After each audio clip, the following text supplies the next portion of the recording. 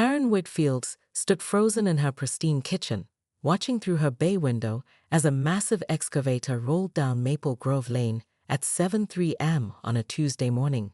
Her freshly manicured fingernails, painted in suburban serenity pink, dug crescents into her palms as the machine turned into her neighbor Mike's driveway. This wasn't just any Tuesday. This was the Tuesday she'd specifically requested all construction cease for her book club's Zen and Zinfandel gathering. Mike Henderson. Karen's voice shattered the morning calm as she burst through her front door, her silk robe billowing behind her like a war banner. "What in the Sam Hill do you think you're doing?" Mike, who'd been directing the excavator operator toward his backyard pool, turned with the resigned expression of a man who'd lived next to Karen for 3 years. "Morning, Karen. Just getting the pool removed today, like I mentioned at the HOA meeting." "You mentioned next week." Karen's voice climbed an octave. "My book club is this afternoon, and Ladies Morrison is coming." "Dear Ladies Morrison, Mike. She's the regional HOA president, and if she sees this industrial nightmare in our neighborhood, do you know what that means for property values?" The excavator operator, a weathered man named Tommy, shut off his engine. "Lady, we're booked solid for the next 2 months. It's today or Christmas." Karen's left eye began its telltale twitch. As the newly elected president of the Maple Grove Homeowners Association, a position she campaigned for with the fervor of someone running for Congress, she'd made it her personal mission to maintain what she called residential excellence. The sight of heavy machinery desecrating her perfect streetscape felt like a personal attack on everything she stood for. "Fine," she said, her voice dropping to a dangerously sweet tone that Mike had learned to fear. "But I'll be documenting every single violation. Noise ordinances, dust control, property line encroachment. Oh, Mike, you have no idea what you've unleashed." What Karen didn't know was that her own children, 13-year-old Brittany and 11-year-old Tyler, were watching from their bedroom window with the kind of gleeful anticipation usually reserved for snow days. They'd been grounded for the past week after Karen discovered they'd been using the neighbor's fence as a skateboard ramp, and the prospect of chaos literally digging up their perfectly ordered world felt like divine intervention. As the excavator roared back to life and began tearing into Mike's concrete, Karen marched back inside, her mind already spinning with plans. She'd call the city inspector, the noise complaint hotline, and possibly even her lawyer cousin in Phoenix. Mike Henderson was about to learn that Karen Whitfield didn't just enforce HOA rules, she weaponized them. But as she reached for her phone, she caught sight of her children's empty bedroom through the hallway. The same children who shouldn't have been getting ready for school. The same children who had that particular glint in their eyes that usually preceded disaster. "Brittany? Tyler?" Karen's voice echoed through the house, met only by the distant rumble of construction and a silence that, in her experience as a mother, never meant anything good. Karen found her children 20 minutes later, crouched behind Mike's garden shed like tiny war correspondents, filming the pool demolition with Tyler's iPad. Brittany had fashioned a press badge from cardboard that read "Pool in US Nitilork," while Tyler provided breathless commentary into his device's microphone. And here we see the natural habitat of the suburban swimming pool being destroyed by the dreaded backhoe beast, Tyler whispered dramatically. "Notice how the concrete chunks fly majestically through the air. Wait, how you two doing?" Karen's voice cut through his nature documentary impression like a buzzsaw. Both children froze. Brittany slowly raised her hands in surrender, still clutching her makeshift press badge. "We're documenting the destruction of neighborhood property values for your HOA case." Karen's anger wavered for a split second. It wasn't entirely untrue. She had been planning to use photographic evidence in her complaint, but the sight of her children trespassing on Mike's property while she was supposed to be the picture of HOA respectability made her eye twitch return with vengeance. "Get back to the house. Now." She pointed toward their yard with the authority of a general commanding retreat. "And if I find out you've posted any of that footage online." "Too late," Tyler grinned, holding up his iPad. "It's already on TikTok. #PoolApocalypse is trending in our neighborhood. Karen's face cycled through several shades of red before settling on burgundy. She snatched the iPad, scrolling through comments from neighbors she'd have to face at the next HOA meeting. Ms. Johnson_Maplegrove had commented, "Finally some excitement around here." Dadbod_Dave wrote, "Karen's gonna lose her mind." "Delete it. Delete it right now," she hissed. "Can't," Brittany said with the pragmatic cruelty only teenagers possess. "It's got like 200 views already. Deleting it now would just prove you're trying to cover something up." As if summoned by Karen's mounting hysteria, Mike appeared around the corner of his house, covered in concrete dust, and wearing a grin that suggested he was enjoying this more than any reasonable adult should. "Hey Karen kids, getting some good footage. Tony says we should have the whole thing out by noon." He gestured toward the growing crater where his pool used to be. "Might get a bit dusty though. Hope that's okay for your book club." Karen's grip on Tyler's iPad tightened until her knuckles went white. "Mike Henderson, if one speck of dust lands on my patio furniture, then what?" Mike's question hung in the air with genuine curiosity. "You'll call the police. File another complaint with the city. Write another strongly worded letter to the HOA board you now run?" The challenge in his voice was unmistakable, and Karen felt something shift inside her chest. This wasn't just about the pool anymore. This was about respect, authority, and the careful order she'd spent years building in this neighborhood.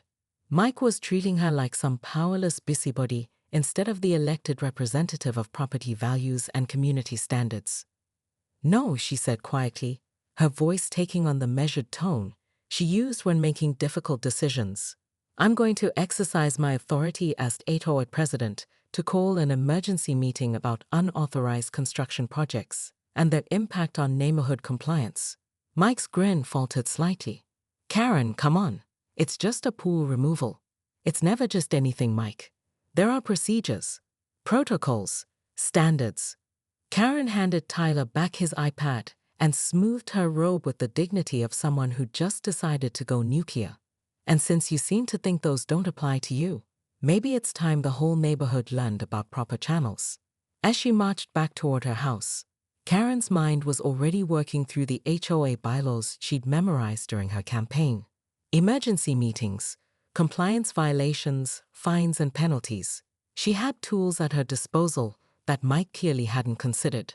What she didn't notice was Tyler and Brittany exchanging a look behind her, the kind of wordless sibling communication that usually preceded either brilliance or catastrophe. Sometimes both. "Should we tell her about the other thing?" Brittany whispered. Tyler glanced toward the construction site, where Tony was now digging dangerously close to what looked like a water line.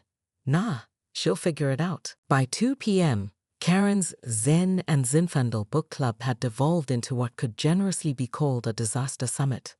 Gladys Morrison, the regional HOA president whose approval Karen desperately sought, sat perched on Karen's cream-colored sofa like a judge preparing to deliver a verdict. The other 4 members, Janet, Susan, Linda, and Patricia, clutched their wine glasses while stealing glances out the window at Mike's yard, which now resembled a small-scale archaeological dig.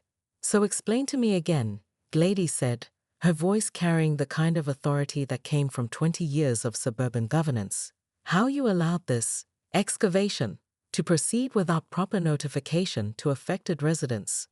Karen's carefully prepared explanation died in her throat as a fresh wave of dust billowed past her window.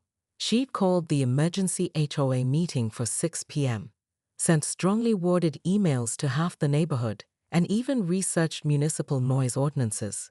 But sitting here now, watching Gladys's disapproving expression, she realized she might have miscalculated.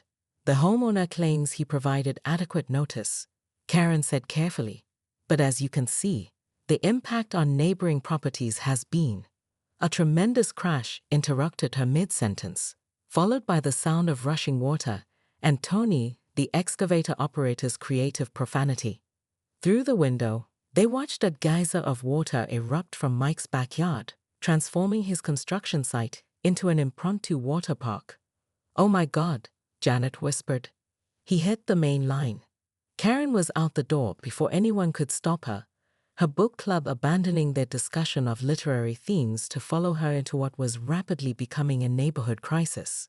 Mike stood in his driveway, phone pressed to his ear, while Tony tried desperately to shut off the water flow. City utilities. Yeah, we've got a situation on Maple Grove Lane. The water was already beginning to pool in the street, and Karen watched in horror as it started flowing toward her own property. Her perfectly maintained flower beds, her prize-winning lawn, her hand-selected patio stones, all directly in the path of Mike's plumbing disaster. "This is exactly what I was trying to prevent," she announced to anyone within earshot, which now included most of the neighborhood. Mrs. Peterson from 2 houses down had emerged with her ancient poodle, while the college kids across the street were filming everything with their phones. Proper procedures exist for a reason. But even as the words left her mouth, Karen felt a strange sense of deflation. She'd wanted to prove her competence as HOA president, to show Gladys and the others that she could maintain order and standards. Instead, she was standing in her silk robe and house slippers, watching a mini flood threaten her property while her own children cheered from their bedroom window. "Karen," Mike called out, still on hold with the city. "I'm really sorry about this. Insurance should cover any damage to your yard." Insurance? Gladys materialized at Karen's elbow like a specter of bureaucratic judgment. "You do realize that improper emergency response protocols could void neighborhood coverage agreements?" Karen stared at the older woman, then at the growing lake in Mike's yard, then at her book club members who were now wading through ankle-deep water to get a better view. Something inside her, the part that had been wound tight with rules and regulations, and the desperate need to control every variable in her suburban universe, suddenly snapped. And for the first time in years, Karen Whitfield began to laugh. It started as a chuckle, then built into full-bodied laughter that echoed off the houses and mixed with the sound of rushing water. She laughed at the absurdity of her silk robe soaking up floodwater, at Gladys's scandalized expression, at her children's delighted faces pressed against their bedroom window. "You know what?" she said, still giggling as she kicked off her ruined slippers.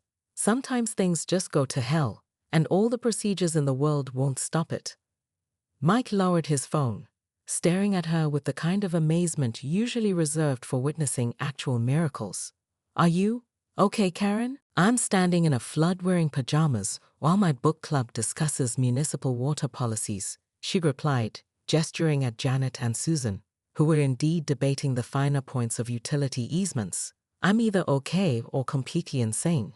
But as the afternoon wore on and the city crews arrived to shut off the water and begin repairs, Karen found herself in an unexpected position.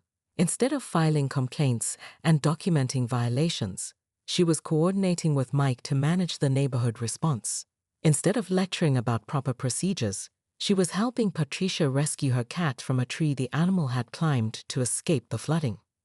By evening, as the water receded and the emergency crews finished their work, Karen stood in her driveway surveying the damage. Her lawn was mud, her flowers were drowned, and her patio furniture was arranged in configurations that defied both physics and feng shui. Gladys approached one final time, her expression unreadable. "Interesting leadership style, Karen. Very adaptive. Is that good or bad?" Karen asked, genuinely uncertain. "Remains to be seen," Gladys replied cryptically. "But the regional board meets next month. We'll be interested to hear how you handled today's crisis." She paused, glancing toward Mike's yard, where he and Tony were covering the excavation with tarps, among other things. As Gladys drove away, Karen caught sight of Tyler and Brittany sneaking back from Mike's property, both suspiciously muddy and grinning like conspirators. Whatever they'd been up to during the flood, she had a feeling it was just the beginning of a much larger story. The emergency HOA meeting was still scheduled for 6 p.m., but something told Karen it wasn't going to go according to any plan she'd ever made.